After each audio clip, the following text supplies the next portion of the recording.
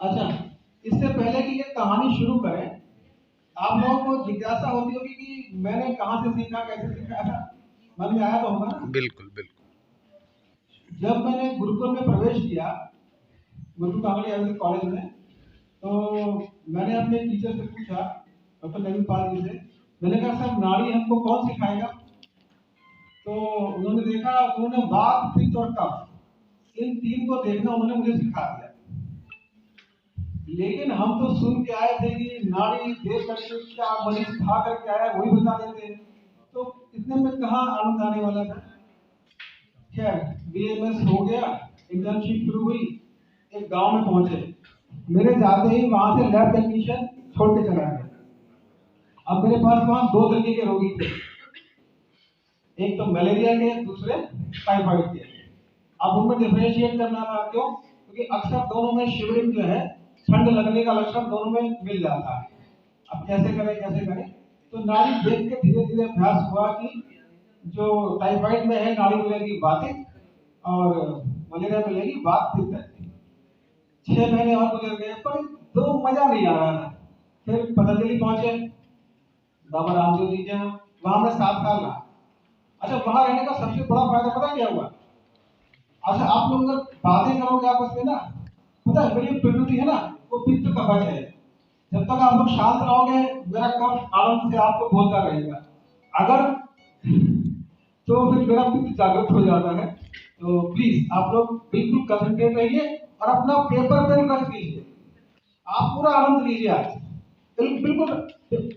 जो भी प्रेजेंटेशन है, जैसे चाहिए होगी मैं उसको व्हाट्सएप पे भेज दूंगा, नहीं तो डॉक्टर साहब को दे देंगे, तो हवन कुंड है डाल देंगे, 300 में सबको मिल जाएगा। ठीक है, बिल्कुल बेफिक्र होके, रिलैक्स होकर के आनंद लो आप। बस एक आपसे रिक्वेस्ट है कि आपके मन में जो भी प्रश्न आए, जो भी प्रश्न आए, उसे अपने मन से बाहर निकाल कर यहाँ पूछ लेना। यहाँ से जब बाहर जाना, तो प्रश्न शेष ना रहे जो आज मन में आए। आज के बाद जो मन में आएगा वो उसको हम बाद में देख लेंगे। ओके, क्योंकि आपके प्रश्न ही मुझे आगे बढ़ने के लिए रास्ता दिखाते हैं। अकेले मन में इतने सवाल नहीं आ पाते थे, आपके मन में आ जाते। उसके बाद हाँ, मैं कहानी में बीच में ब्रैकेट लगा दिया। तो पतंजलि में मैंने प्राणायाम सीखा, खूब अभ्यास किया, आज भी अभ्यास करता हूँ। प्राणायाम से क्या हुआ कि कंसंट्रेशन बहुत अच्छा हो गया, कि भाई 3 उंगलियों पर ध्यान लगाना, थोड़ा कंसंट्रेशन तो थोड़ा चाहिए। अच्छा, हम लोगों में से कई लोग ऐसे होते हैं जिनका कंसंट्रेशन नेचुरल बहुत अच्छा होता है, उनको जरूरत नहीं पड़ती प्राणायाम की, लेकिन दुर्भाग्य से ऐसे लोग थोड़े कम होते हैं, और मैं भी उनमें से नहीं हूँ। मुझे भी प्राणायाम करना पड़ता है कंसंट्रेशन बढ़ाने के लिए। तो पतंजलि में जब मैं रहा, प्राणायाम किया, एकाग्रता बढ़ी। उसके बाद वहां 7 साल रहने के बाद मेरी पोस्टिंग हो गई बड़ियागढ़ में। अच्छा, पतंजलि का तरीका क्या था उस समय? एलोपैथिक डायग्नोसिस पे आयुर्वेदिक ट्रीटमेंट हम लोग करते थे। अब पेशेंट आया, मैं बड़ियागढ़ में पहुंचा, पेशेंट आया, दवाई दी, ठीक नहीं हुआ, 2-3 लोग ठीक नहीं हुए। अब मन में प्रश्न आया, यार हम क्या गड़बड़ कर रहे हैं? तो अचानक अचानक की बात याद आई कि भाई हम बुद्धि रूपी ज्ञान रूपी दीपक लेकर के रोगी के भीतर प्रवेश नहीं कर रहे, कैसे किया जाए? तो नाड़ी का ध्यान आया कि यार जो चीज मैंने छोड़ दी थी काम पहले, उसको आगे बढ़ाते हैं, क्योंकि नाड़ी में कुछ खर्चा था नहीं। एक स्टेथोस्कोप और खरीदो तो कितना खर्चा आता है? 700-800 रुपए खर्च हो जाते हैं ना, सस्ता मिलोगे तो। नाड़ी में तो वो खर्चा भी नहीं है। मैंने कहा इसमें कोई दिक्कत नहीं, पेशेंट आते हैं, नाड़ी देखनी तो है, करना क्या है, शुरू कर दे, समय भी है। वहां अभ्यास शुरू किया, भगवान धन्वंतरि की कृपा से अभ्यास करते गए। तो वात पित्त कफ के जो 15 भेद होते हैं ना, वात के 5 भेद, प्राण उदान समान ज्ञान अपान, ऐसे पित्त के कफ के, उनकी नाड़ी कहाँ मिलेगी, इसको ढूंढा। कैसे ढूंढा? अच्छा, उसमें भी एक था कि मेरे पास पेशेंट आया हृदय रोग का, हृदय रोग उसको सीएडी था। तो उसको जहां पर पल्सेशन मिल रहा था, मुझे लगा शायद ये प्राणवायु होगी। फिर फुफ्फुस यानी कि फेफड़ों के कुछ रोगी आए, उनको भी वहीं मिली, मैंने कहा यहाँ भी प्राण रहता है, यहाँ होगी। अनेक तरह के रोगी आए, उनको भी वहीं मिली, मैंने कहा प्राणवायु के 3 स्थान होते हैं ना, कहाँ कहाँ रहती है? मस्तिष्क में, हृदय में और फुफ्फुस में। तो इन 3 जगहों पर जो अंग स्थित हैं उनमें जब कोई रोग होते हैं तो एक खास जगह पर स्पंदन उंगली में मिलता है। तो मुझे लगा यार ये हो ना हो ये प्राणवायु ही का स्थान होगा। अब मुझे उत्साह बढ़ गया। फिर मैंने देखा कि जिनको खांसी होती है या थायराइड होता है उनको एक खास जगह पे मिलता है। मैंने कहा यार ये उदार वायु का होगा। अब फिर मैंने उसको व्यवस्थित तरीके से काम शुरू कर दिया। मैंने कहा एक बिंदु के लिए माने एक बेड के लिए कम से कम 20 पेशेंट मुझे मिल जाएंगे, तब मैं मान करके चलूंगा कि नहीं हाँ ये उसी का है। तो करीब 1.5 साल का समय लगा मुझे। वात पित्त कफ के जो भेद है 5 उनका कहाँ कहाँ पल्स मिलेगी, उस पर फिर मेरा एक रिसर्च पेपर है उनका विश्वा। अगर आप लोग पढ़ना चाहोगे तो डॉक्टर साहब को भेज देंगे, आपको प्राप्त हो जाएगा।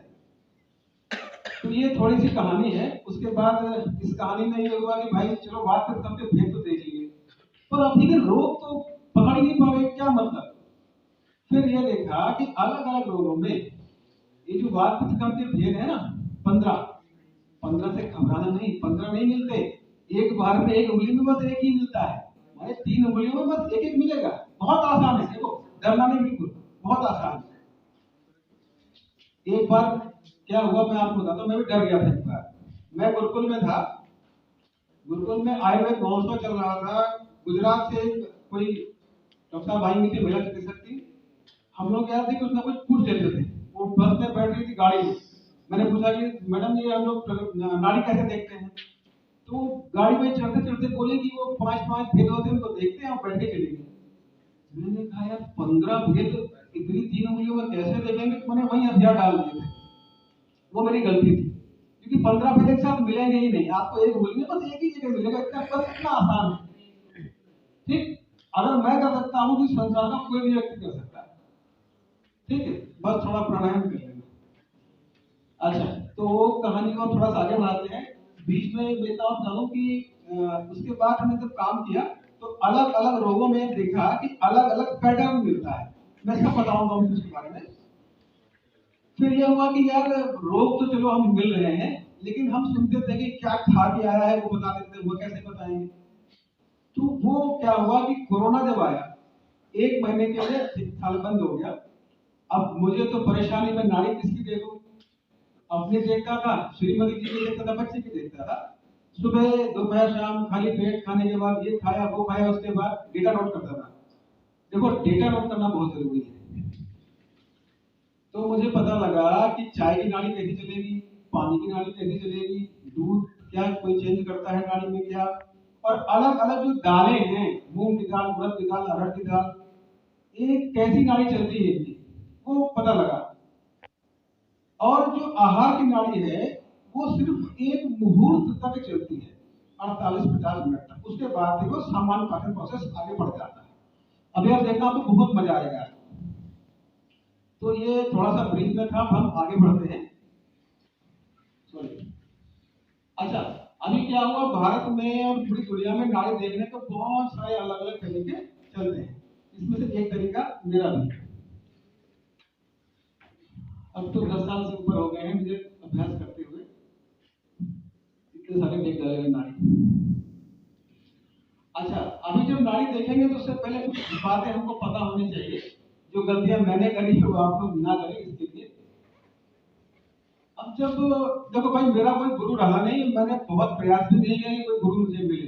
गुरु बहुत दूर दूर थे, हमारी इतनी क्षमता नहीं कि हम वहां तक जाकर के सीख के आए। तो मन में सबसे पहला सवाल है कि नाड़ी खाली पेट देखी जानी चाहिए, ऐसा बोलते हैं, तो क्या ऐसा होता है क्या। तो अभ्यास करते करते ये समझ में आया कि जब आपके पेट में ना भोजन हो ना मल हो, तब आपके दोष स्वाभाविक अवस्था में स्पंदन करते नाड़ी में मिलते हैं। तो सबसे अच्छा समय होता है। लेकिन अब आप ये कहोगे आपका हर रोगी सुबह सुबह पहुंच जाए, संभव नहीं है। आपको दिन भर आप खाली बैठे हो, संभव नहीं है। तो प्रैक्टिकली क्या है कि आहार लेने के 2.5-3 घंटे तक आहार की नाड़ी चलती है। यदि आहार बहुत उष्ण तीक्ष्ण विक्षोभक प्रकृति का है तो 3.5 घंटा भी चल जाती है। और नाड़ी में सबसे बड़ी बाधा चाय बनती है। अगर मरीज चाय पी के आया है तो और पित्त प्रकृति का है तो 3.5 घंटे तक भी उसकी नाड़ी ढूंढना मुश्किल है। वही उसका पाचक पित्त और ये जो आमाशय में उसके वही रहते हैं, वही मिलते रहते हैं। ये अच्छा, आपको बड़ी बात समझ में तो आ रही सबको। जो भी प्रश्न हो तो आप लोग ध्यान रखना, बाद में पूछना है, आप बिना पूछे कोई नहीं जाएगा। अब तो फिर मैंने पढ़ा कि भाई स्नान और अभ्यंग के बाद नाड़ी नहीं देखनी चाहिए। क्यों नहीं देखनी चाहिए? तो पता लगा नाड़ी देखते देखते कि स्नान के बाद पित्त की शांति होती है कुछ देर के लिए। और किसी को पित्त व्याधि है, आप स्नान करके तुरंत रोगी आया नाड़ी देखोगे तो आपको फास्ट रीडिंग मिलेगी। अभ्यंग के बाद वायु का शमन होता है तत्काल। अब कोई बात रोग है, आप देख रहे हो कोई अभ्यंग करने के तुरंत बाद, तो आपको बात मिलेगी नहीं, तो क्या मतलब देखने का? इसलिए स्नान और अभ्यंग के बाद नाड़ी नहीं देखना। फिर एक सवाल आया कि भाई महिलाओं के बाएं हाथ में देखते हैं, पुरुषों के दाएं, ऐसा हमने सुना था। अब हमें कोई पता लगा था नहीं, तो हर रोगी के दाया बायां दोनों देखते थे, दोनों की रीडिंग नोट करते थे। तो उससे ये पता लगा कि जो मेरा तरीका है उसमें ज्यादा फर्क नहीं पड़ता है स्त्री और पुरुष का इस मामले में। लेकिन जो हाथ ज्यादा एक्टिव रहता है उसमें देखना अच्छा रहता है। पर फिर भी यहाँ पे एक बात आपको थोड़ा ध्यान देना, जैसे हमारे शरीर के हम बीच से अगर दो हिस्से कर दें, राइट लैटरल लेफ्ट लैटरल ऐसा हम लोग बोलते हैं ना, दाहिना पार्श्व बायां पार्श्व। कुछ लोग ऐसे होते हैं जो सार्वदेहिक होते हैं, उनकी नाड़ी आपको दोनों हाथों में मिल सकती है, जैसे कि आपका ब्लड शुगर और मधुमेह हो गया। लेकिन कुछ जैसे एक लेटरल साइड में किसी को प्रेगनेंसी है मान लो, ठीक, किसी को बात रक्त माने कि यूरिक एसिड जिसको कहते हो वो बढ़ा, किसी एक तरफ मोडियम बढ़ा हुआ मान लो, वो एक ही तरफ है, तो उसकी नाड़ी उस हाथ में आपको स्पष्ट मिलेगी। इसका पता मुझे कैसे चला? ऐसे ही चला। एक पेशेंट आया, उसको गुरुदृष्टि था, सियाटिका है ना, नाड़ी देखी, सियाटिका मिल गया। दूसरी हाथ नाड़ी देखी तो उसमें यूरिक एसिड यानी कि बात रक्त की नाड़ी मिल रही थी। तो मैंने उसको फिर क्वेरी शुरू की। उसने कहा हाँ डॉक्टर साहब इस वाले अंगूठे में 3 दिन से बहुत दर्द है। मैंने जांच कराई तो यूरिक एसिड बढ़ा हुआ था। मतलब क्या हुआ कि किसी विशेष पार्श्व में अगर रोग है तो उस पार्श्व की नाड़ी, उस हाथ की नाड़ी आपको जरूर देखनी चाहिए, नहीं तो फिर आपका मिस हो जाएगा।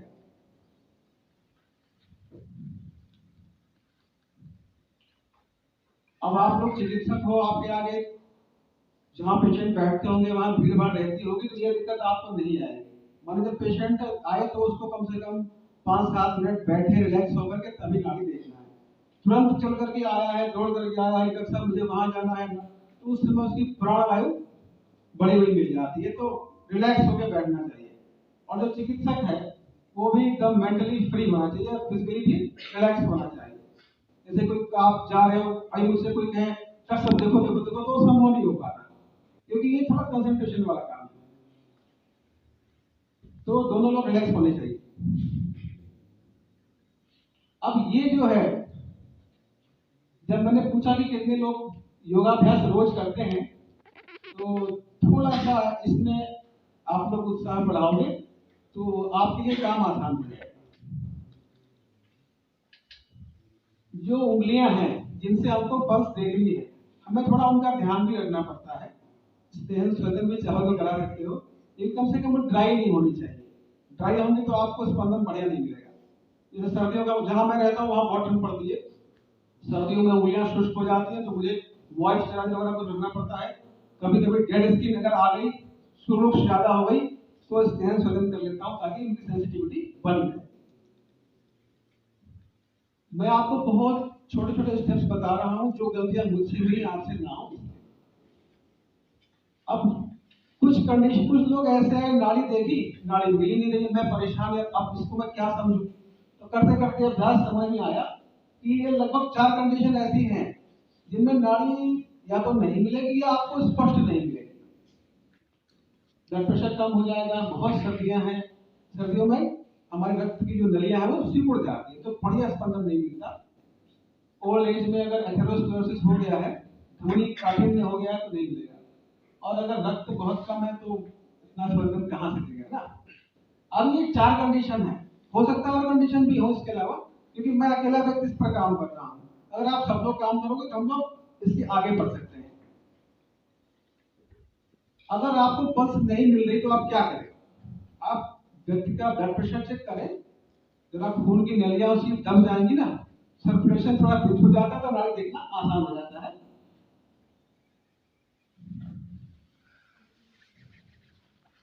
अब जब आप शुरुआत कर रहे हो तो अपने किसी एक हाथ से माइंड सेट नहीं मुझे इसी हाथ से करना है, ठीक है। तो जब आप सीख जाओगे तो चाहे एक हाथ से करो, चाहे दूसरे हाथ से करो, चाहे ऐसे रखो, चाहे ऐसे रखो, सब कर लोगे आप। जब हम सीख रहे होते हैं तो एक क्रम से चलते हैं तो अच्छा रहता है। अच्छा, मैं लगातार बोल रहा हूँ, आप लोग बैठे सुन रहे हो, पता है बैठे बैठे क्या होता है, हमारी श्वास की गति धीमी धीमी धीमी धीमी, फिर यहाँ ब्लड कम पहुंचता है, इसलिए बीच बीच में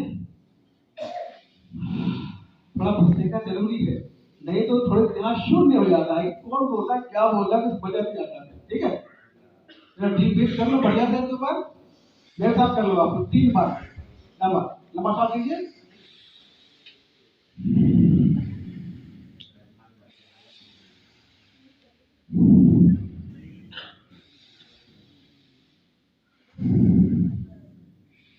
योगा करने का ये फायदा होगा। अच्छा, तो शुरू में आप लोग ऐसा करना। अब कुछ छोटी सी बातें और है जो रह गई थी, बता देता हूँ आपको। अब जो आगे फोटोग्राफ आप देखोगे उसमें वैद्य जी और रोगी दोनों की दाहिने हाथ का प्रयोग किया गया है। आप देख रहे हो कि मैं वैद्य लिख रहा हूँ जगह जगह, हालांकि सरकार तो हमको डॉक्टर ही समझती है, पर हमें वैद्य का उपाधि मिली हुई है। हम हृदय से तो अपने आप को वैद्य माने कम से कम। अच्छा, आप देख रहे हो जो उंगलियां है ना, एक उंगली लंबी होती है ना हमारी, ये वाली। तो शुरू शुरू में मैं क्या करता था कि मैं कुछ कुछ यार पता ही नहीं क्या करते, सीधे उठाया उंगली ऐसे रख दिया। अब जो मिडिल फिंगर है ना, ये लंबी है, इस पे प्रेशर ज्यादा पड़ता था। अब ये होती है पित्त को पहचाने की उंगली होती है, तो मैंने यार सभी को पित्त मिल रहा है, क्यों सबको पित्त बढ़ा हुआ मिल रहा है। बाद में समझ में आया कि ये मैं गलती करता हूँ, सही तरीका ये है, ठीक। तीनों उंगलियां एक प्लेन में होनी चाहिए। उसका तरीका क्या है, डॉक्टर साहब टेबल पे बैठे हैं, आपने 3 उंगलियों को ऐसे किया, मेज पर बस ऐसे कर दिया। अब मेज जो सीधा सपाट है ना, तो आपकी उंगलियां अपने आप सपाट हो जाएंगी, ठीक है। ये आसान, को कोई मुश्किल काम नहीं। अब इसमें एक बात और ध्यान रखना है कि उंगलियों को जब आपने एक प्लेन में कर दिया है तो थोड़ा सा इस अंगूठे से हल्का सा, बहुत प्रेशर नहीं देना है, थोड़ा सा ऐसे प्रेशर दे करके सबकी ये 3 उंगलियां आपस में थोड़ा सा सटी रहे। अगर ये ढीली हो जाएगी मान लो, तो फिर एक आगे पीछे हो जाएगी, दिक्कत हो जाएगी। तो हल्का सा सपोर्ट अंगूठे से दे देते हैं। कितना समझ में आ गया? देखो, एक वीडियो है, मैं डॉक्टर साहब को भेज दूंगा, मेरा भी एक चैनल है, लाइक सब्सक्राइब कर लेना। तो उस पर आपको वीडियो मिल जाएंगे। मैं इसीलिए कह रहा हूँ कि पेन की जरूरत नहीं है, आप एंजॉय करो आराम से। बाकी मैं हमेशा अवेलेबल हूँ जिसको सीखना है उसके लिए, हमेशा। अब आप ये देखो, ये रेडियल बोन है ना प्लीटियस, इसकी जो ये उभार होता है, इसको हम लोग बोलते हैं ट्यूबरोसिटी ना, रेडियल। अब समस्या क्या है कि भैया नाड़ी, चलो उंगली तो ऐसे कर लेंगे, रखना कहाँ है, कहीं आगे पीछे हो गया तो पता लगे इन्फॉर्मेशन मिलेगी नहीं मिलेगी, बहुत सारे सवाल बनते थे। तो सुना कि भाई अंगुष्ठ मूल से एक अंगुल नीचे, ऐसा कुछ सुना, लेकिन वो मजेदार नहीं है, क्योंकि सबके हाथ में जो ये ट्यूबरोसिटी है ना, किसी के यहाँ से यहीं तक खत्म हो जाती है, किसी के यहाँ से यहाँ तक चलती है। तो जहां तक ये उभार है वहां तक तो नाड़ी मिलेगी ही नहीं। अरे जहाँ हड्डी है वहां धमनी कहाँ से मिलेगा, आपको समझ नहीं मिलेगा। तो करना क्या है, तो जो 3 उंगलियां हैं, 3 उंगलियों को आपको, जैसे मान लो ये हमारा अंगुष्ठ मूल है, ऊपर आ जाऊं क्या, अगर दिख ना रहा आप सब अपने ही लोग हो, रिक्वेस्ट कर लो, ऊपर चला, कोई दिक्कत नहीं। हाँ, तो जैसे कि अरे यार ये तो दिक्कत कर रहा है, इसमें कर लेता हूँ।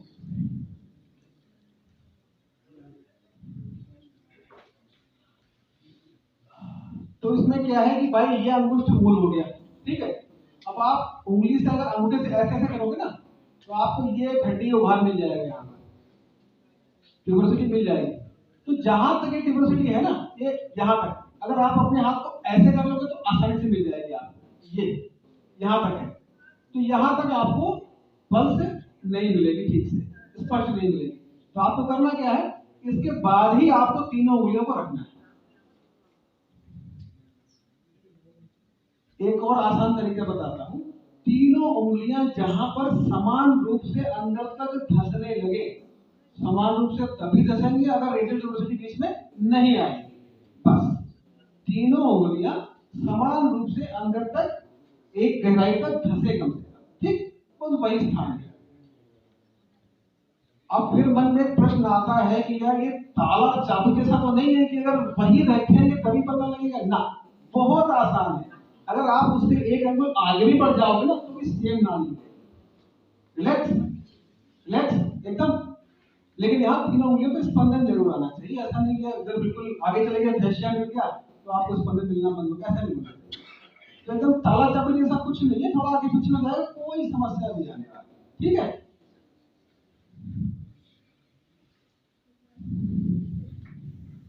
अब मेरे 4 साल पहले मेरे पास एक फार्मासिस्ट थे, उनका हाथ है, उनकी ट्यूबरसिटी ऊपर से दिखाई पड़ जाती है, ठीक है। वो बात प्रकृति के थे, 80 साल थे, उनकी हड्डियां थोड़ी उभरी हुई, तो आप देख सकते हो कि मैं कहाँ देख रहा हूँ, आप देख सकते हैं, ठीक। तो एक अंगुल का कोई हिसाब किताब नहीं है, जहां स्पंदन तीनों पे मिलेगा वही देखना है, बस सिंपल सी बात। अच्छा, यहाँ तक की कहानी ठीक लग रही है? कुछ मजा आ रहा नहीं आ रहा? मजा नहीं आएगा तो सारे पैसे वापस कर देंगे, ठीक है। स्पंदन तीनों पे मिलेगा मतलब या दो पे मिलेगा? हाँ, ये बहुत बड़ा ये मुझे एक वो लोग बहुत अच्छे लगते हैं जो प्रश्न पूछते हैं और उन्हें मैं बहुत याद रखता हूँ। पांडे जी ने पूछा कि तीनों पे स्पंदन मिलेगा या नहीं मिलेगा या किसी एक पे मिलेगा, बहुत अच्छा प्रश्न है। क्यों? मैंने ये कहा कि तीनों पे आपको स्पंदन मिल जाए। तीनों उंगलियां एक साथ रखोगे तो आपको तीनों को नहीं मिलेगा, लेकिन तीनों को इतना दबा दोगे तीनों पे कहीं ना कहीं मिलने लगेगा। दैट मींस वो प्लेस है, ठीक।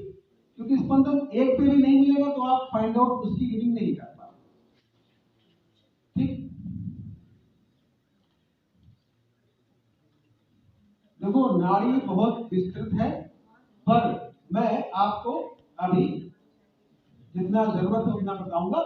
अगर आगे अवसर मिलेगा, इच्छा होगी आप लोगों की, तो आगे और कर लेंगे, ठीक। आमतौर पर ये 3 बातें हम ध्यान रखते हैं जब नाड़ी परीक्षा करने जाते हैं। सबसे पहले तो हम देखते हैं कौन सा दोष विकृत है। अच्छा, इतना तो आप लोगों को पता होगा कि अंगूठे के नीचे सबसे पहले कौन सा दोष मिलता है? वात मिलता है। उसके बाद क्या मिलता है? उसके बाद क्या मिलता है? इतना सबको पता है? नहीं पता है तो अभी पता हो गया सबको। तो सबसे पहले हम क्या करते हैं, तीनों उंगलियों को हम जेंटली रखते हैं। अच्छा, पता है क्या, हमारी आदत होती है पल्स रेट देखने की, बस रखा और दबा दिया, वो गड़बड़ हो जाएगा, ठीक है। वो नहीं करना, दबाना नहीं है, दबाना नहीं है। आपको बटरफ्लाई की तरीके से बस टच करना है। क्यों? कुछ लोग पित्त प्रकृति के होते हैं, त्वचा पतली होती है, कई लोगों की मांस ज्यादा होता नहीं है, रखते ही उनकी जो रेडियल आर्टरी ऊपर ही रखी होती है, तो आपको रखते ही 15 मिनट शुरू हो जाएगा। अगर आपने दबा दिया तो आप और नीचे जो अलग अलग लेवल होते हैं, धातु कौन सी है और वो बात बताऊंगा, वहां पहुंच जाओगे तो आप कंफ्यूज हो जाओगे। इसलिए रेडियल आर्टरी के सबसे टॉप पर जैसे ही दबा करके आप पहुंचोगे, बस सबसे पहला जो स्पंदन है वही नोट करना है। मैं फिर से रिपीट करता हूं, आप तीनों उंगलियों को रखिए, जस्ट टच कीजिए। किसी किसी को टच करते ही किसी न किसी एक उंगली में स्पंदन मिलना शुरू हो जाएगा, ठीक है। किसी किसी को क्या होगा, अगर आपको नहीं मिल रहा है तो बहुत धीरे धीरे धीरे धीरे धीरे धीरे धीरे तब तक दबाइए जब तक कि आपको स्पंदन मिलना स्टार्ट ना हो जाए।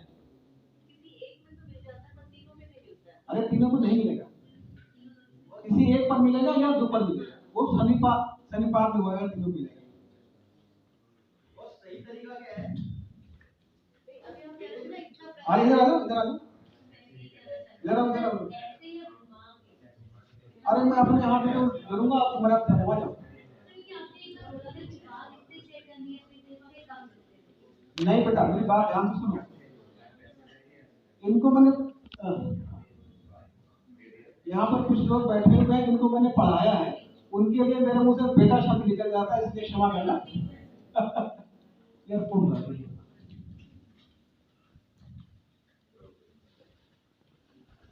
अभी एक वीडियो भी है, अगर समय होगा तो उसको भी प्ले कर देंगे।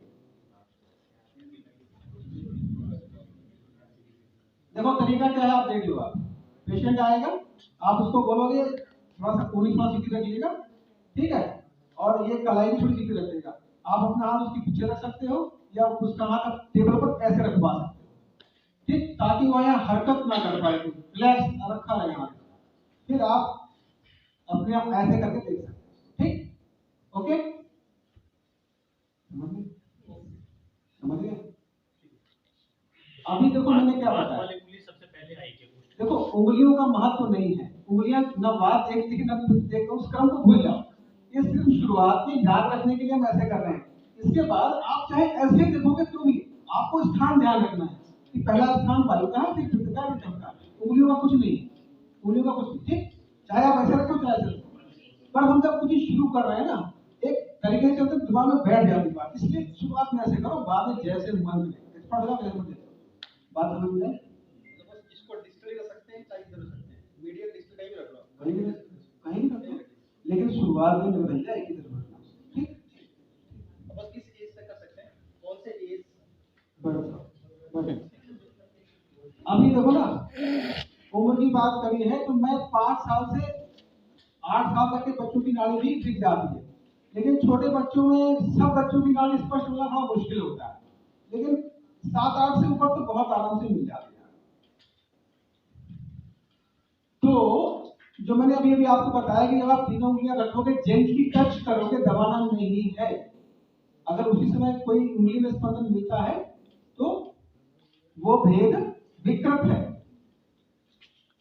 मेरी बात समझ में आई?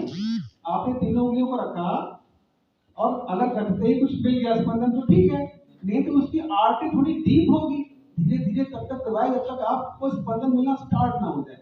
ये काम धैर्य का है, धैर्य का, धीरे धीरे करना पड़ता, जल्दी कर दोगे तो गड़बड़ हो जाएगा। हमें आर्टरी के ऊपर वाले हिस्से तक पहुंचना है, ठीक।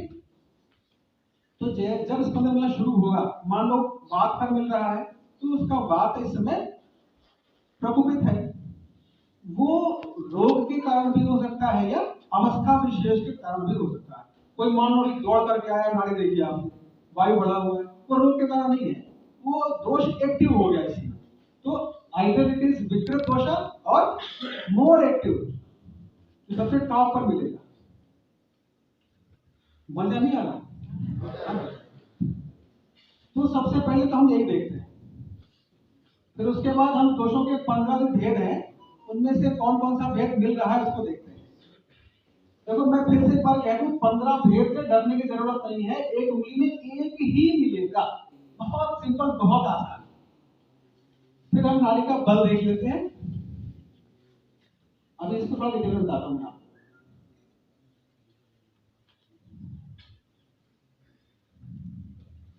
ये यहाँ उंगलियां रखनी है आपको, ये डेंसिटी आपने देख रखी है, उल्टा पकड़ रखा है। अरे हाँ डॉक्टर सही कहा, अभी सीधा है।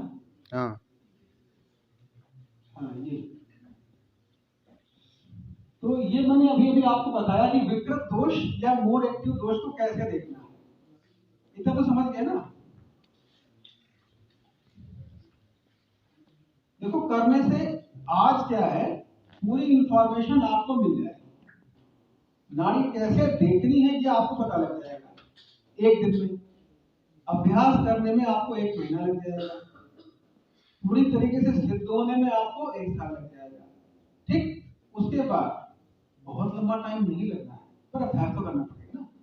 उसके बाद फिर आप जैसे जैसे अभ्यास को आगे बढ़ाओगे वैसे वैसे आपको और आनंद आता चला जाएगा। अभी मैं आपको फिर आगे मौका लगेगा दूध नाड़ी का बताऊंगा, जो आज इस पर काम कर रहा हूँ। तो जो विकृत दोष है या मोर एक्टिव दोष है वो आपको मिल जाता है, ठीक। अब विकृत दोष के लिए तीनों उंगलियों को हम एक साथ रखते हैं ना, नहीं रखते? हाँ कि नहीं? ये भस्त्रिका कर रहा हूं फिर से, आपको खो गए। तो भाई ये बहुत सबसे सिंपल ये स्लाइड है, सबसे सिंपल कि भाई इंडेक्स फिंगर पे अगर आपको स्पंदन मिलेगा तो बात है, मिडिल पे मिलेगा तो पित्त है, और रिंग पे मिलेगा तो कफ। सबसे सिंपल स्लाइड है। अब जब 15 भेदों की परीक्षा करते हैं, 15 भेद में लेकर आपको डरा देता हूँ, अरे यार एक उंगली में एक ही मिलेगा मान, ठीक है। इसमें ये ध्यान रखना है कि एक बार में एक ही उंगली को रखना है। देखो आपने क्या किया, तीनों उंगलियों को पहले एक साथ रखा आपने, ठीक है। तो आपने दबा के, या अगर ऊपर मिल गया तो ऊपर, ये तो हल्का सा दबा के जहां तक आपको स्पंदन स्टार्ट हो गया, नोट कर लिया, वो हो गया विकर्ण दोष। अब फिर आपको करना क्या है, आपको दो उंगलियां उठा लेनी है, ठीक। अब आपको केवल जो इंडेक्स फिंगर है इसको 1/3 तक दबाना है ना, जितना दब जाता है ना, आपको मिडिल के आसपास तक मिलने लग जाएगा। आपको जिस स्थान पे स्पंदन मिलेगा वो भेद है, अभी मैं आपको कुछ दिखाऊंगा, सब समझ में आ जाएगा आपको, ठीक। ऐसे ही मिडिल को दबाऊंगा तो मैं पित्त के भेदों को देखूंगा, और रिंग को दबाऊंगा तो मैं कफ के भेदों को देखूंगा, ठीक। क्वेरी है मेरी, ये एक्चुअली जो फिंगर्स है ना, क्या ये रिसेप्टर नहीं कह सकते इनको? क्यों रिसेप्टर कहाँ कह सकते हैं? हाँ? तो ये स्विचिंग वार का रिसेप्टर है? नहीं, आप रखना चाहे ऐसे रखोगे, चाहे थोड़ा सा देख लीजिए, फोन साइलेंट कर लीजिए अपना। तो अब हम जब भेदों को देखते हैं तो एक बार में एक ही उंगली रखते हैं ना, ये थोड़ा समझने वाली बात है। हुआ क्या कि मैं 15 भेदों को तीनों उंगलियां रख करके ढूंढ रहा था, कभी यहाँ मेरे कुछ समझ में ही नहीं आ रहा था, तो मैंने ऐसे कहा ट्राई करता हूँ, एक बार में एक उंगली रखता हूँ, शायद कुछ मिल जाए, तो ईश्वर की कृपा से मिलने लग गया। तो ये थोड़ा ध्यान रखने की बात है, ये पित्त के लिए मिडिल फिंगर और कफ के लिए ये, ठीक, ओके।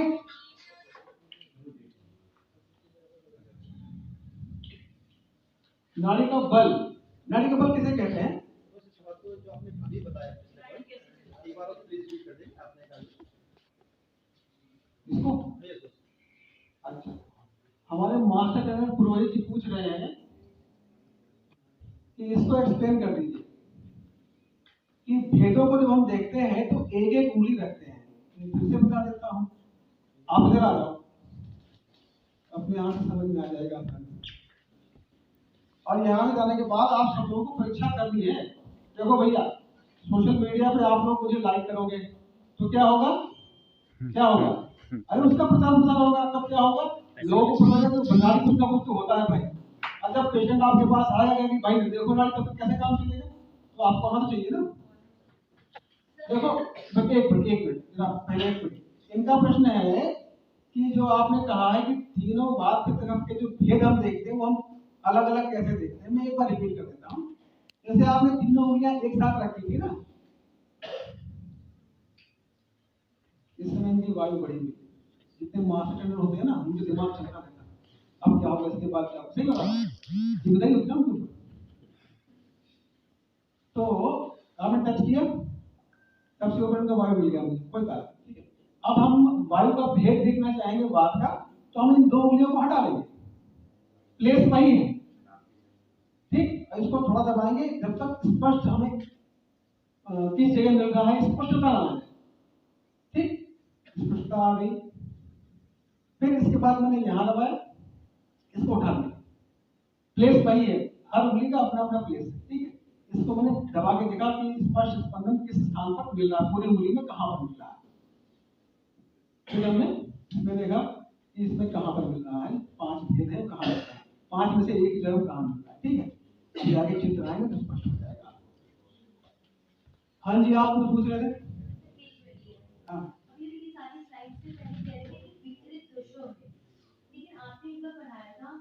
नॉर्मली जो हमारी प्रकृति है, तीनों दोष काम करते हैं ना, ऐसा तो नहीं होता कि सिर्फ विकृति की अवस्था में दोष में मिलेंगे, मतलब अभी बेटा ऐसा है, जैसे एक नॉर्मल प्रकृति मेरी एक लाइन सुन लो फिर तुम पूछना। नाड़ी से आप विकृत दोष जान सकते हो, धातुएं कौन सी दूषित है जान सकते हो, ओज कितना है जान सकते हो, और भेद तो खैर आप जान ही जाओगे। प्रकृति सबसे आसान, 10 सेकेंड्स में आप प्रकृति जान जाओगे, वहां तक कभी पहुंचेंगे तब। आपने इससे पहले एक स्लाइड में लिखा था कि विकृत दोषों, हाँ, है ना, तो सर हम ये विकृत बेटा तो वो सबसे नीचे मिलेगी ना। अभी जो बात वहां तक पहुंचे कहाँ है अभी, थोड़ा अभी हम सिर्फ विकृत दोष की बात कर रहे हैं, अभी हमने प्रकृति की बात करी नहीं। ठीक है, समझ में आया नहीं आया बताओ। हमें कुछ चीजों के लिए वेट करना पड़ता है, आगे की साइड होती इसलिए। अच्छा, मैं नाड़ी के बल के बारे में बात कर रहा था। नाड़ी का बल क्या होता है? उत्तम, मध्यम, हीन, ये तो 3 कैटेगरी शब्द की होती है। तो नाड़ी कितनी क्लैरिटी के साथ मिल रही है, क्लैरिटी माने आपको जितनी आसानी से समझ में आ रही है, ठीक, इजी फाइंडिंग, और बहुत फटाफट मिल गई, उसमें आपको दबाना ढूंढना मेहनत नहीं करना पड़ा, तो उस नाड़ी का बल अच्छा है। तो बल जितना अच्छा होगा, रोग भी उतना प्रबलता के साथ शरीर में उपस्थित होगा। ये जब आप नाड़ी देखोगे ना, पहले रोग आप देखोगे, फिर डायग्नोज करोगे, फिर जब पेशेंट ठीक होकर के आएगा तो नाड़ी का बल उसका धीरे धीरे कम होगा, फिर नॉर्मली क्या जल्दी बताऊंगा आपको। कल बात चल रही थी कि हमें सोशल मीडिया का इस्तेमाल करना चाहिए, तो ये गूगल पर एक सीताराम बहुड़ा जी हैं, इन्होंने कमेंट लिखा हुआ है, इनका यूरिक एसिड मैंने कहा था 6.7 होगा, और बाई चांस उतना ही निकला है। अच्छा, इससे भी घबराने की जरूरत नहीं कि मैं हर किसी का नहीं बता पाता। मैं क्या ना, दिमाग में एक रेंज होती है कि यार इतना इसका नाड़ी एडिशन, इसका बल नाड़ी का इतना है, तो लगभग कितना बढ़ना होगा, और वो लगभग में बाई चांस मेरे मुंह से उतना ही निकल गया, कोई गलत बात नहीं, ठीक। पर ये पेशेंट पसंद हो गए हमारे, ये पत्रकार भी हैं। ऐसे ही एक सज्जन का शुगर पड़ा हुआ था, तो उनको एक रेंज होने का लगभग इतना बड़ा होगा।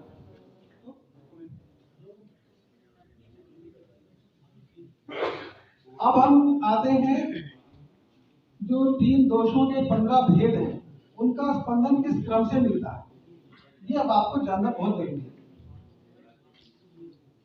भाई बातें करोगे तो मैं छोड़ छोड़ के चला जाऊंगा, ठीक।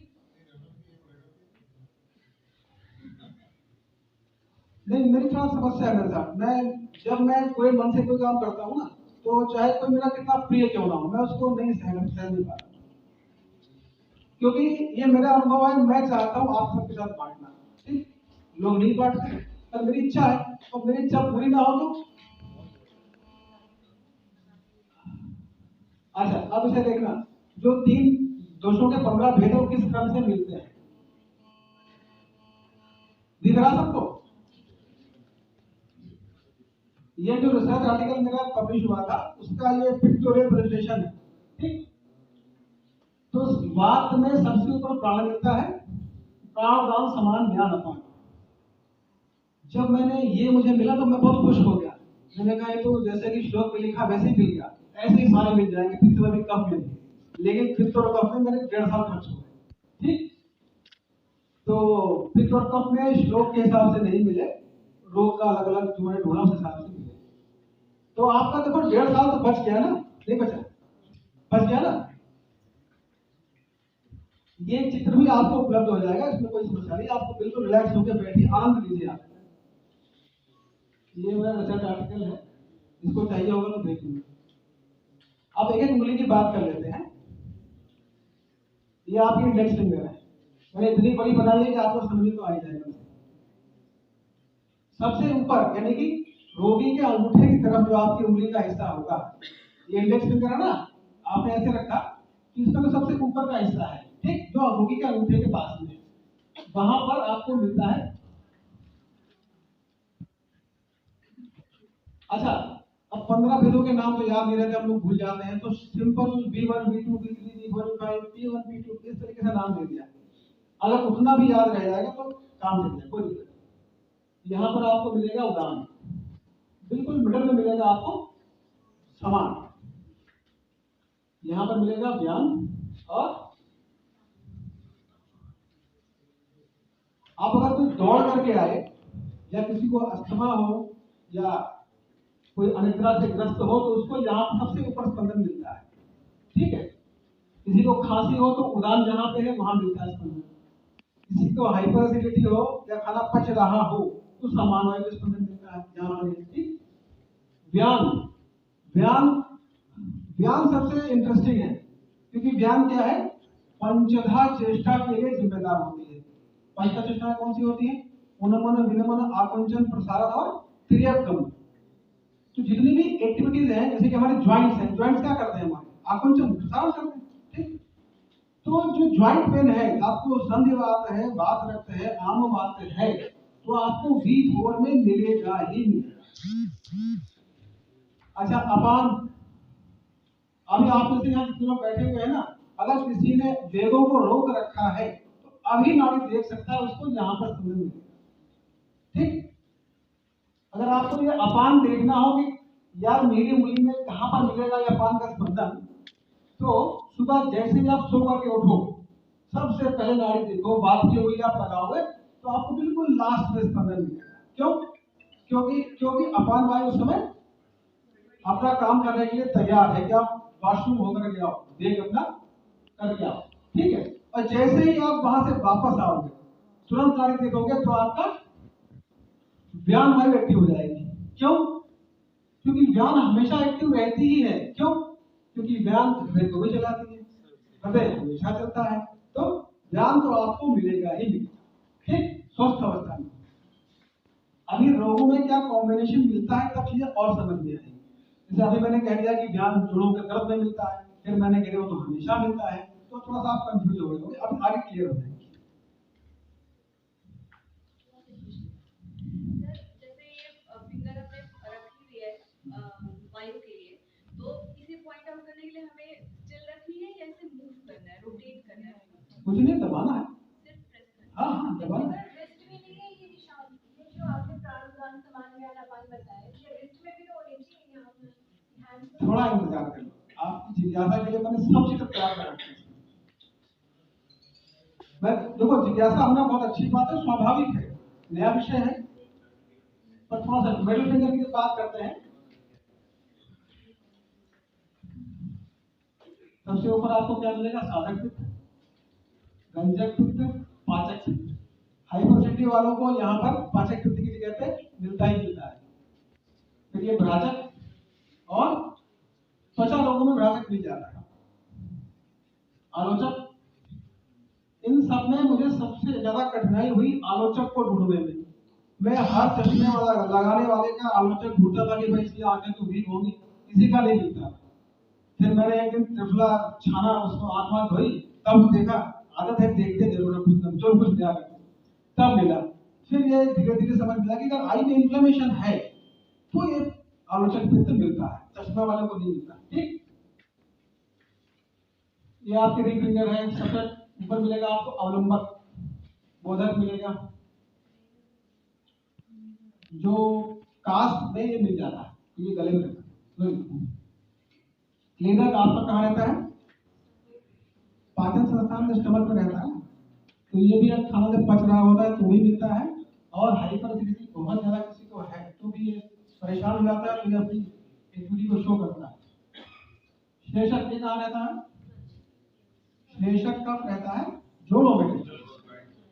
अरे एक ओरिएंटेशन रीओरिएंटेशन कार्यक्रम होना चाहिए। तो वो श्लेषक जॉइंट्स पेन को लुब्रिकेट, जो जॉइंट करता है, हो गया श्लेषक आपका। तो जो संधिवात, वात रक्त, आम वात, सबसे ज्यादा रोगी आमतौर पर हमारे पास चले जाते हैं, तो उनमें यहाँ पर आपको मिलेगा स्पंदन। यह है कर्पक कण। कर्पक कहाँ रहता है? अंतरा में, यहाँ मिल जाएगा। किसी को नींद नहीं आ रही हो तो यहाँ मिल जाएगा, एक ट्यूमर वगैरह हो तो मिल जाएगा।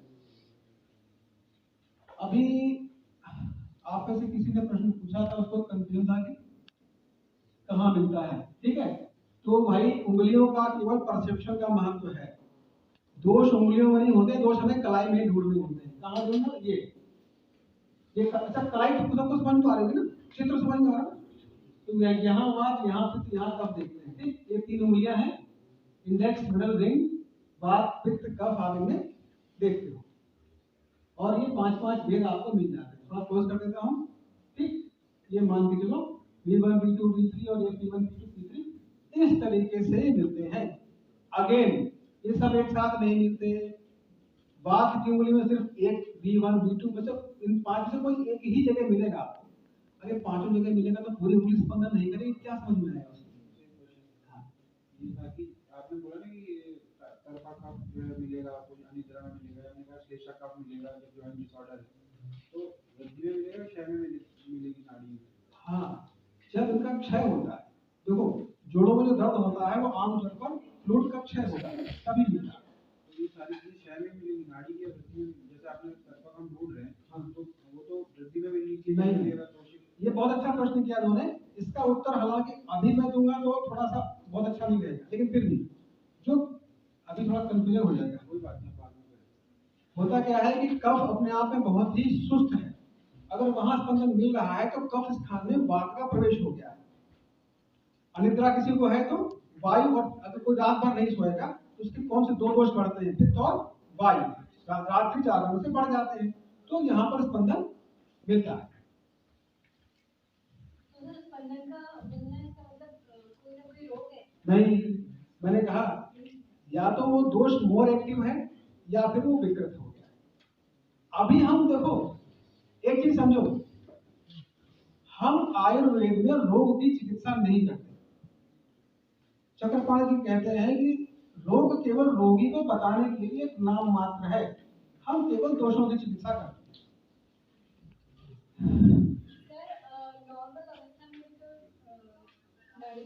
देखो देखो गाड़ी देखो, सामान्य लिखा ना, आपने क्या नाम है आपका? हिमानी। देखो हमारे हिमानी ने पूछा है कि भाई ये सामान्य गाड़ी कैसे चलती है, ठीक है ना, तो देख लो कैसे चलती है। सबसे पहला प्रश्न आता है कि नॉर्मल नाड़ी कैसे चलती होगी भाई? पता है इसका जवाब मुझे शुरू में नहीं मिला, क्योंकि शुरू में कुछ पता ही नहीं था। जब लोग बहुत सारे देर डाले और रोगी स्वस्थ हो गए, उनकी नाड़ियों का कलेक्शन किया, तब पता लगा स्वस्थ नाड़ी कैसे चलती। जो सबसे ऊपर वाली लाइन आप देख रहे हो ना, एक्टिव दोषा, दोषा अंग्रेजी में ऐसे बोलते हैं दोष, तो जो विकृति का लेवल है, माने आपने तीनों उंगलियों को टच किया कलाई पर, या तो सबसे पहले ही मिल गया या फिर आपने तब तक लगाया तो आपका पेट मिलना स्टार्ट नहीं हो गया, यानी कि सबसे टॉप लेवल जो है जहां स्पंदन मिलना शुरू होता है, वहां पर आपको मिलेगा, क्या मिलेगा? अरे बोलो ना, भस्त्रिका कराऊं फिर से क्या? लंबा सांस लीजिएगा बीच बीच में। और जब पेट की बात हम करेंगे तब जब हम बात की उंगली, यानी बात उंगली मतलब बात स्थान में उंगली को रखेंगे, तब हमें ज्ञान वायु मिलेगी B4, और इसको उठा करके जब मिडिल फिंगर को रखेंगे तब मिलेगा P3। P3 क्या है? पाचक पित्त है, जठराग्नि है, हमेशा एक्टिव रहती है, सारी यज्ञ उस पर डिपेंड है। फिर उसके बाद K2 मिलेगा। K2 माने बोधक का, लार बहुत भारी मात्रा में बनती रहती है, सब अंदर जाती रहती है, तो संभव का इसलिए K2 भी एक्टिव रहता होगा। तो ये जो सामान्य नाड़ी है वो ऐसी है। V4 का मतलब ज्ञान है, ज्ञान सर्व शरीर चल और हमेशा एक्टिव रहता है। आगे बढ़े, लंबा लंबा सांस ले लिया करो। अब कुछ रोगों का हम एग्जांपल लेंगे, ठीक? ये जो रोगों में नाड़ी मिलेगी ना, आपकी जिसकी इच्छा होगी सबके फोन पर पहुंच जाएगा उसमें कैसी नाड़ी मिलती है, ठीक? अभी आप यहाँ आनंद लोगे, क्यों आनंद लोगे? तभी आप कुछ पूछ पाओगे, अगर लिखने में लगे रहोगे तो ध्यान बढ़ जाएगा। अब देखो, मेरे पास जिस तरीके के रोगी आएंगे, ये मेरे पास उन्हीं का अनुभव है। एक क्षेत्र में अगर कहो हर तरीके के रोगी हो तो सभी मेरे पास सारी वैरायटी है, संभव नहीं, तो मैं केवल उन्हीं का अनुभव आपके साथ शेयर कर रहा हूं। जो अवट विकार यानी कि जो हाइपोथायराइडिज्म है, उसमें ये पैटर्न मिलता है। क्या पैटर्न मिलता है? विकृत दोष, यानी कि तीनों उंगलियों को एक साथ रखने पर टच किया, हल्का सा या दबाया, जब जहां स्पंदन स्टार्ट हो गया तो आपको V2 कहाँ रहता है?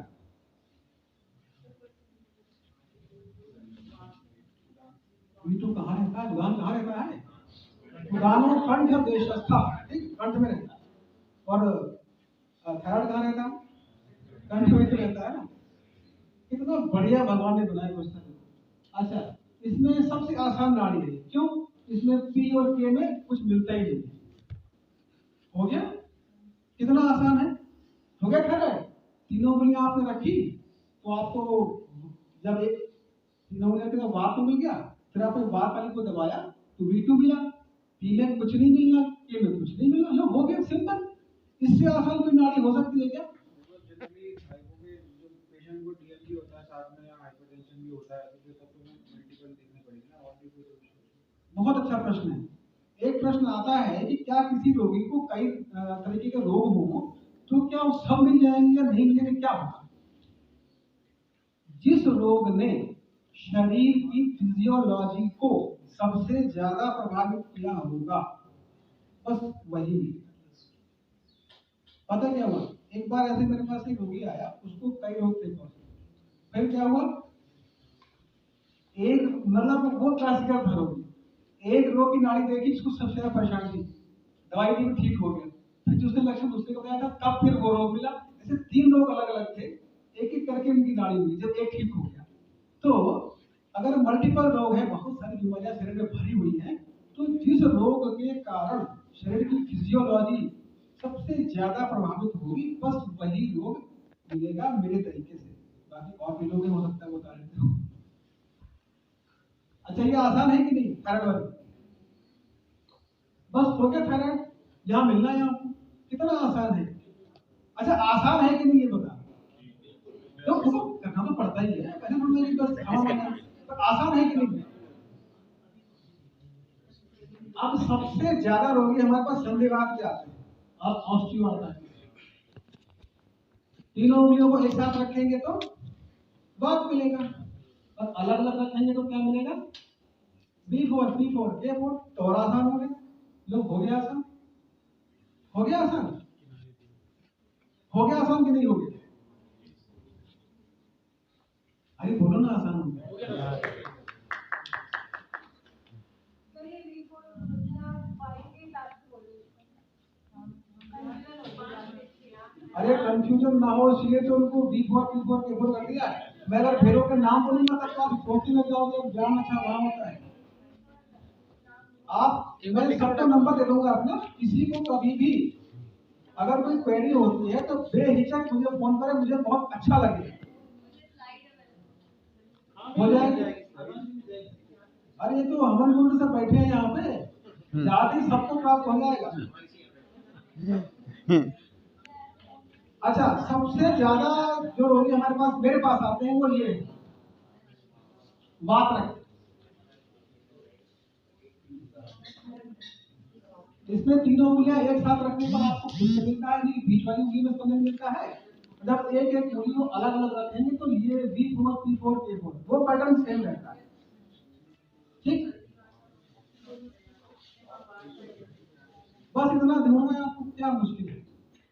अच्छा अभी क्या है, अभी आपके मन में एक सवाल तैर रहा होगा कि यार एक उंगली में हमको स्पंदन क्या हम ढूंढ पाएंगे, ऐसा मन में आ रहा कि नहीं आ रहा? हाँ आना चाहिए। आप में से कोई एक व्यक्ति मेरे पास यहाँ आ जाओ, आप आ जाओ।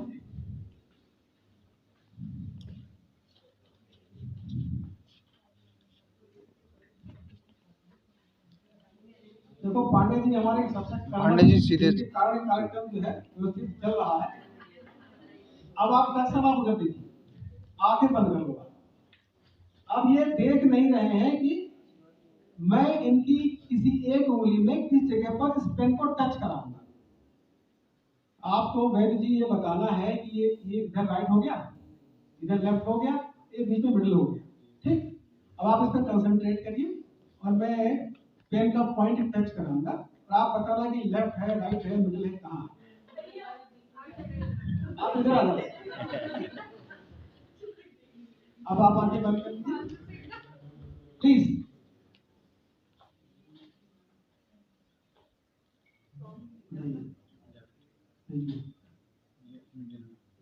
जोर से बोला, मिडिल में राइट,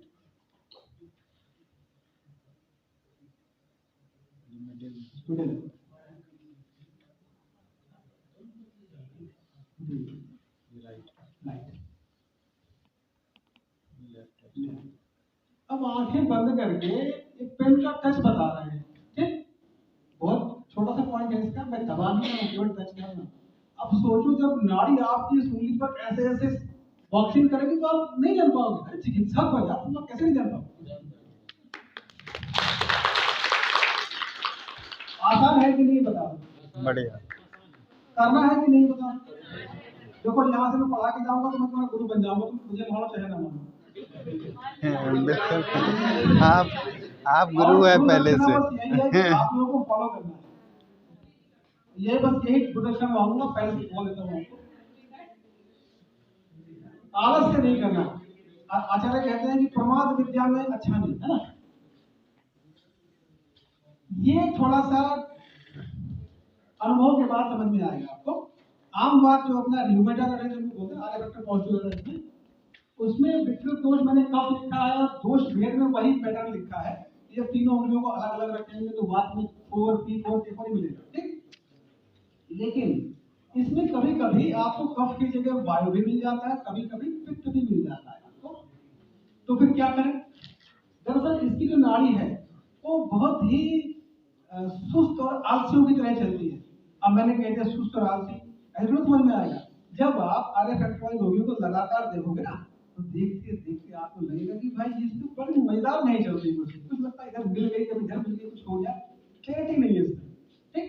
तो इसकी नाड़ी में थोड़ा सा आपको अनुभव करके तब समझ में आएगा। मुझे भी बात समझ में आया। मधुमेह विकृत दोष क्या होगा? तीनों उंगलियां रखने पर दोष जब भेद हम देखेंगे तो ये V वाले में आप देख रहे हो कि 1 और तीर 2 ऐसा बना हुआ है ना, देख रहा सबको। इसमें क्या होता है कि जब आप देखो जो V बात के भेद को चेक करने के लिए आप केवल इंडेक्स फिंगर को या जो भी यहाँ के नजदीक फिंगर रखोगे तो आपको लगेगा कि जो V1 पॉइंट है उससे V2 की तरफ कुछ ऐसे जा रहा है, कुछ ऐसे जा रहा है। जो मैंने तो कह दिया जा रहा है, पर आप देख अभी ना। देखो मुझे नहीं पता था कि इस रोग में कैसी नाड़ी चलती है। मेरे पास डॉक्यूमेंट लेकर के पेशेंट आते थे कि मुझे मधुमेह है, मुझे ये है, मुझे ये है। उनको देख करके मैंने उनकी नाड़ी देख करके जो डेटा बनाया है ये वो है, ठीक। तो आपको भी शुरुआत में इस तरीके से करना पड़ेगा, यानी कि मधुमेह में नाड़ी का पैटर्न ऐसे दिखता है। हो गया आसान? अब कर मेहनत तो करनी पड़ेगी। रक्तगतवात हाई ब्लड प्रेशर में ये पैटर्न मिलता है। ये सब पैटर्न मैं आपको भेज दूंगा, तो टाइम वेस्ट ना करो। एक अच्छा सा मैं आपको दिखाता हूँ। हाँ ये बढ़िया है, अखिला पीपीएच। ये जो पैटर्न आप देख रहे हो पीपीएच में ना, ये जितना हमारे पुरुष चिकित्सकों के लिए इंपॉर्टेंट है उतना ही ये महिलाओं के लिए। क्यों? क्योंकि पीसीओडी में भी यही पैटर्न मिलता है। पीसीओडी में यही पैटर्न मिलता है, दो पित्त में भी और कफ में भी। और जब दोषों के भेद करोगे तो 544 ऐसे आपको मिलेगा। अभी सब देख लेंगे, सब देख। ये जो किया है काम मैंने अपने लिए नहीं किया है, मुझे तो पता है ये सब आप लोगों के लिए है। आप जिज्ञासु जिसको है सबको मिल जाएगी, इसको जानकारी सबको प्राप्त हो जाएगा।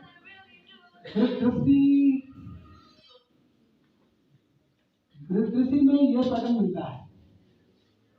अच्छा दृष्टि बहुत मजेदार है। ये अभी आप जो शुरू करोगे ना इसको, तब आपको दृष्टि के साथ साथ में जो कहीं पर भी बॉडी में नर्व कंप्रेशन है आप उसको भी धीरे धीरे जानने लग जाओगे। एक दिन में सब नहीं बता पाऊंगा वरना आपको कंफ्यूज हो जाओगे, लेकिन ये पैटर्न मिलता है ना। श्वास में ये मिलता है। अब देखो श्वास है ना, फेफड़ों का मामला है तो पुराण वायु चलती है और K2 और काश है। अब देखो काश और श्वास दोनों रोग है, दोनों अलग अलग है। काश में हमको मिलेगा उदान और कंठदेशम स्थान, और श्वास में फुफ्फुस में मिलेगा। वहां V1 है, यहाँ के यहाँ V2 है। अम्ल पित्त में बहुत बढ़िया है, ये मिलता है। तीनों उंगलियों को एक साथ रखोगे तो पित्त मिलेगा। एक बात आपको बहुत ही मजेदार बता रहा हूँ। अभी किसी को चाय पी के बुला रहा हूँ, नाड़ी देखो, उसकी नाड़ी ऐसे ही मिलेगी, ठीक। आप कहना चाय पी के आए हो, आपको कैसे पता? ठीक। तो चाय की नाड़ी आप कैसे बताओगे? ऐसे बताओ, ठीक है। प्रवाहिका B2, P2, K2 और ये पैटर्न ऊपर मिलता है। प्रवाहिका माने संग्रहणी की जो पहली उससे पहले की अवस्था है। रोगी आता है, कहता है कि पेट में बार बार मरण होती है, दिन में 3 बार 4 बार लेकिन जाते हैं, वो क्रम लंबे वर्षों से बना रहता है उसका, तो वो है ना। अभी प्रवाहिका में मैं आपको एक बात बताऊं, मैं जहाँ पोस्टेड हूँ वहां पर एक पेशेंट आया, वो कफ प्रकृति का था, काफी स्थूल भी था। आकर के उसने कहा कि मेरी पत्नी को प्रवाहिका है, ठीक। प्रवाहिका ने उसने कहा ये लक्षण सुन, निदान तो मैं करूंगा तू करेगा, ठीक है। तो अब उस दिन मुझे पता है, मैंने कहा यार भूत नाड़ी नहीं कभी ट्राई किया, ट्राई करते हैं। यूं ही सोच लिया कि यार ये पुरुष है, इसके बाएं हाथ में देखता हूँ शायद मिल जाए। और वो अंग्रेजी में क्या कहते हैं, यूरेगा मोमेंट नहीं बोलते, ऐसा कुछ कि क्या ये चमत्कार। तो उसकी नाड़ी देखी मैंने, तो उसके लेफ्ट हैंड में ये नाड़ी मिली। अच्छा मुझे यकीन नहीं है, मैंने हो सकता है इसको भी दिक्कत हो। तुमने कहा तुम्हें तो दिक्कत ऐसी कोई नहीं, मैं पूछूं तो मैंने फिर भी सर्च किया, मैंने कहा कि प्रकृति देखता हूँ, तो उसमें और दबाया तो प्रकृति देखी, वो तो कफश था, लेकिन उसकी जो लेफ्ट हैंड नाड़ी देखी, पत्नी की नाड़ी जो दूर वाली देखी मैंने, तो उसमें उसकी प्रकृति आई पित्तवात। मैंने कहा पित्त वगैरह से ज्यादा मोटे होते नहीं। मैंने कहा पति दुबली पतली है, बोले हाँ। तो अभी तक वो 4 बार आ चुका है, वो खुद नहीं याद आया, पति को नहीं आता है। पति एक लास्ट बार अभी जाके देखा, पिछले महीने खुद आता है, नाड़ी दिखाता है, दवाई लेके चला जाता है। और उसकी नाड़ी देख करके मैंने इस बार कहा कि भाई लगभग नाड़ी के हिसाब से 50% तक राहत लगती है। कह रहा हाँ डॉक्टर साहब, पहले वो दिन में जो है 8-10 बार तक जाती थी, अब 4-5 बार तक हो गई। तो सिर्फ डायग्नोसिस ही नहीं, आपके ट्रीटमेंट से कितना ठीक हो रहा है। सोचो सबको बता रही है, आपको देखो तो सही, सब बता रहे हैं। सर अभी आपने एक्सप्लेन किया कि हस्बैंड की नाड़ी का वाइफ का वो कर रहे हैं, हाँ इसका साइंटिफिक रीजन ये आपने कहा मैं सारा काम नहीं करूंगा, नहीं, मतलब इसका मेरे पास कोई रीजन नहीं है। रीजन क्या है? जितना देखो अभी मैंने काम शुरू किया है, और रिसर्च का काम भैया, रिसर्च का काम इतना बड़ा लंबा चौड़ा होता है, उसका नहीं पढ़ना चाहता। मैं अपने अनुभव आपको शेयर कर रहा हूँ, आप उसका आनंद लीजिए। और वो क्यों मिला, इसमें यही क्यों मिलता है, ये रिसर्च के विषय है, निश्चित रूप से है, लेकिन एक अकेले व्यक्ति को इतना काम मत दो, ये कुछ काम आप लोग भी तो करोगे ना। अब मैंने कहा कि भाई उड़द की दाल में ये नाड़ी मिलती है, मथुरा में गया, वहां पर संस्कृत यूनिवर्सिटी में कॉलेज, वहां उन्होंने कहा कि भाई बताओ चाउमीन की नाड़ी कैसे चलती है, मैं सारा नहीं बताऊंगा। उन्हें कुछ तो तुम भी करोगे यार, प्लीज। अच्छा ये जो है, ये एग्जांपल ऐसा है जो आपको सुनने में बहुत मजा आने वाला है, बहुत मजा आएगा। एक महिला मेरे पास रुग्णा आई, और उसने एक ऐसा लक्षण बताया जो मैंने जीवन में कभी सुना ही नहीं था। पता है, वो आकर के बोली कि डॉक्टर साहब यहाँ मेरे सीने में झटका लगता है। मैंने कहा यार दर्द सुना था, जलन सुना था, दबाव पड़ता है, सांस फूलते, सब नहीं, झटका मुझे कुछ समझ में नहीं आया। और वो अपोलो सब जगह से ECG से लेकर TMT से लेकर डॉक्टर तक सब करा के ले आई, और कहा डॉक्टर साहब सब रिपोर्ट तो नॉर्मल है। डॉक्टर साहब ने अपोलो में ये दवाई ले ली थी। मैंने कहा तुम ठीक हो गई? मैं ठीक होगी तो आपके पास क्यों आते? तो मैंने कहा कि यार जब तुम उन्होंने कोई रोग हो जाए तो दवाई तुमको कैसे दे दूंगी? है नाड़ी देखी तो उसकी नाड़ी में ये पैटर्न था, जैसे रस्सी को ऐसे करते हैं ना, तो ऐसे ऐसे ऐसे, तो आपकी तीनों उंगलियों आप एक साथ रखोगे तो ऐसे ऐसे चलती है। तो मैंने कुछ नहीं किया, मैंने कहा जब सारी रिपोर्ट लेकर के आई है तो मैं जबरदस्ती क्या इसको हृदय के रोग क्या दे दूंगा, हार्ट को ठीक करने के, हार्ट को बीमारी नहीं है। मैंने उसको कृमि रोग की चिकित्सा दी, केवल कृमि कुठार रस और गडंगासन, बस 2 दवाई। 15 दिन बाद वो आगे ठीक हो। मुझे लगा यार वो होता ना कि अपने ऊपर भरोसा जल्दी नहीं होता। मैंने कहा हो सकता है कुछ प्लेसिबो काम कर गया और उसके नाम में रहा होगी, ठीक हो जाएगी। उसको मैंने 4 महीने तक किसी न किसी बहाने कि एक बार हल बता देना, फिर हल बता देना, ऐसा करके बुला देना, वो कोई दिक्कत नहीं, फिर वो और मरीजों को लेकर के आती है। ठीक है, अब आप सोचो कि आपकी लिमिट कहां तक है। जो एलोपैथिक डायग्नोस्टिक टूल्स हैं, आप उनसे ऊपर जा रहे हो। ठीक, आप मेरी बात को समझ रहे हो ना? आप अपनी विशेषज्ञता को समझो। हनुमान जी जाओ, तो जहां पर वो फेल हो गए वहां पर निदान काम आया कि नहीं है? अच्छा, अब मजा आया कि नहीं? बताओ, आया मजा? हाँ बोलिए। और इतने सारे लोग होते हैं, आपने कृमि ही रोग क्यों सोचा है इसमें? मुझे मतलब ये बात समझ नहीं है। पहले मुझे अभ्यास था कि इस तरह की नाड़ी कृमियों में मिलती है, ये मुझे पता था, तो मैंने कहा ये तो कृमि रोग की नाड़ी है, देखा तो कोई इसमें है नहीं। अच्छा, अब उसमें क्या है कि जब आप कृमि रोग पढ़ोगे ना, एक कृमि होता है हृदयाद, पढ़ा है ना? हृदयाद, उदराद, उदरावेष्ट, ऐसे कृमि का अलग नाम है। अब हृदयाद के बारे में ज्यादा लिखा नहीं है, लेकिन अगर उसका नाम हृदयाद है तो हो सकता है भाई, हमें पता ही तो होता नहीं है। थोड़ा अब थोड़ा सा सब समझ आता है। अच्छा, ठीक है, अब ऐसा करेंगे, हमारे डॉक्टर लोग आ गए तो आगे आपको बताएंगे।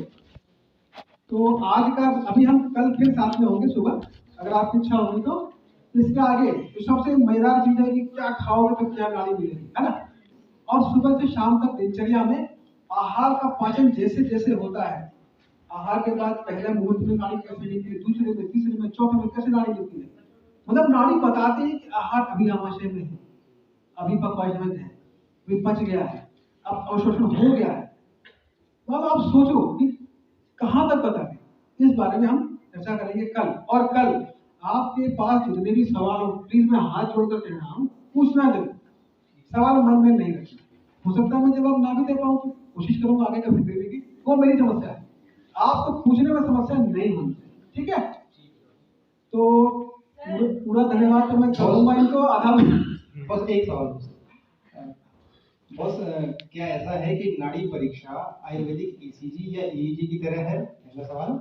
दूसरा, बस हम लोग अभी एचडब्ल्यूसी में एक नाड़ी तरंगिणी यंत्र लगभग 45,000 रुपए का एक खरीद के दे रहे हैं। नहीं बस, वो मेरे हाथ में नहीं है कि पांडे जी के ऑर्डर है, तो बस थोड़ा इस पर प्रकाश डालेंगे। दो प्रश्न है कि क्या नाड़ी ईसीजी की तरह काम कर सकती है? नाड़ी आपका पूरा अल्ट्रासाउंड कर सकती है, हर अंग की अलग अलग नाड़ी चलती है। ओके, हर अंग की, हृदय की अलग, आमाशय की अलग, छोटी आंत की अलग, बड़ी आंत की अलग, फेफड़ों की अलग, गाल ब्लैडर की अलग, लीवर की अलग। ओके, पर अभी वहां नहीं जाना, अभी वो सब एक साथ सारे शरबत पिला दोगे तो किसी का मजा नहीं है। ठीक है, अब दूसरा प्रश्न इनका ये है कि जो नाड़ी तरंगिणी यंत्र है, अभी सितंबर में क्या हुआ, जो अखिल भारतीय आयुर्वेद संस्थान नई दिल्ली में है, केंद्र सरकार का जो है, सब सितंबर के महीने में वहां से मेरे पास एक पत्र आया। उन्होंने पूरे भारत से 2 लोगों को नाड़ी परीक्षा के लिए बुलाया कि वहां जो एमडी पीएचडी स्कॉलर थे उनको ट्रेंड करिए आकर के। तो आप सबको खुशी होगी, मुझे भी बुलाया था उन्होंने। 2 लोग थे हरियाणा से भी, एक मैं था यहाँ से। वहां पर जो नाड़ी तरंगिणी यंत्र इन्होंने बना रखा है ना, वो डॉक्टर जोशी है, डॉक्टर अनिरुद्ध जोशी है। वहां पर उनसे मुलाकात हुई, तो वो मंच पे अपना प्रेजेंटेशन दे रहे थे, मैं सबसे आगे बैठा था क्योंकि वो जगह बहुत अच्छी थी। जैसे ही शुरू हुआ मैंने कहा देखो भाई नाड़ी मेरी निकालो फटाफट। उन्हें मेरी नाड़ी देखी, कहा कि आपकी अग्नि मंद है। उस समय चल रहे थे नवरात्र और मैं 9 दिन रखता हूँ व्रत, और उन्होंने उसी टाइम मुझे बुला लिया, तो वहां भी व्रत ही थे। अब वहां व्रत के हिसाब से तो हर जगह उपलब्ध होता नहीं है, तो मेरा तो भूख के मारे बुरा हाल था। मैंने कहा भैया मुझे बहुत तेज भूख लगी है, मुझे जल्दी से कुछ जाऊंगा खाऊंगा जाकर के।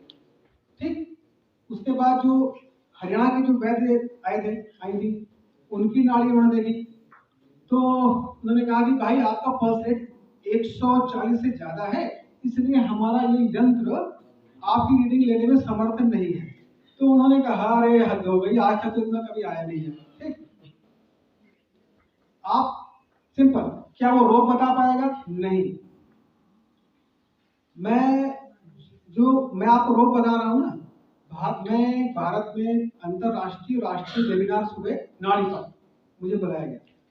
अच्छा, पहले मुझे लगता था कि मेरा तरीका तो बड़ा कठिन है, जब उन लोगों के तरीके देखे तो मैं तो बहुत आसान तरीका है यार, और पता लगा कि उनके तरीके मेरे में अंतर ये है कि मैं रोग बता देता हूँ, वो ये बताते हैं कि ये दोष, ये धातु विकृत है। उनका तरीका अपना अच्छा है, उस हिसाब से आप शिक्षा कीजिए, बहुत अच्छी बात है। लेकिन जब रोग बताने की बात आएगी तो अभी तक जितने लोग भारत के विदेशों के मेरे संपर्क में आए हैं नाड़ी विशेषज्ञ, वो तरीका मेरे पास है। तो जो वो यंत्र है वो आपको रोग नहीं बताएगा, धातु नहीं बताएगा, प्रकृति नहीं बताएगा, फिर क्या बताएगा? ठीक है, अभी वो यंत्र क्या उन्होंने क्या है, अखिल भारतीय आयुर्वेद संस्थान से एक MOU साइन किया है नंदू जोशी से, वो 6 महीने उनके रविंद्र वहां पढ़ा रहा, उन्होंने फिर साइन कर लिया। साइन इसलिए किया है कि जो डेटा आता है उसको करेक्शन के लिए खाली साइन किया है, और कोई रिलेवेंस उसका नहीं है। अभी क्या है कि आप अगर अपने अपने क्षेत्र के लिए वो डिवाइस खरीदते हो तो क्या होगा, उस डिवाइस का डेटा वो इस्तेमाल करेंगे, उस डिवाइस को अपडेट कर देंगे, आपको अभी कुछ नहीं मिलेगा। तरंगे मिलेंगी जिनको आप, हाँ, मेरे एक मित्र हैं हरिद्वार में, डॉक्टर नायक जी हैं, सुभाष नायक जी, उन्होंने यंत्र खरीदा। मैंने फोन करके पूछा, मैंने कहा यार इससे कुछ बीमारी पता लगती है? जवाब सुनोगे आप? यार पता तो कुछ नहीं लगता है, लेकिन पेशेंट आ जाते हैं। अच्छा, मैं अपनी बात को यहाँ पर अब आज के लिए कल फिर मिलेंगे सुबह, और कल मैं आपका धन्यवाद करूंगा। आज नहीं, धन्यवाद हमारे